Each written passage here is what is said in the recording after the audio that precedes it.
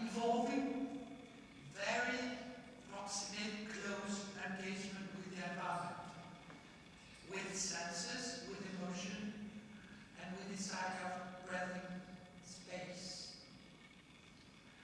What is interesting in our framework is the fact that we include in our object the variety, the plurality of format of knowledge, of information, of evidence.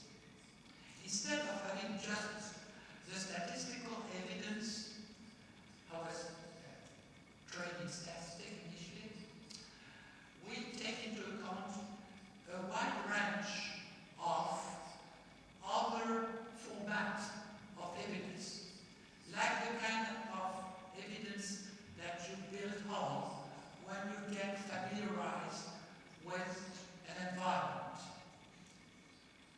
So here you have an example of this variety of format of knowledge, again in debating a project. Here you have the classical debating arena, public space. But here you have something, of course, technical and expert. This is a kind of knowledge which is frequently privileged. But here, interestingly, you have main actors going on the field.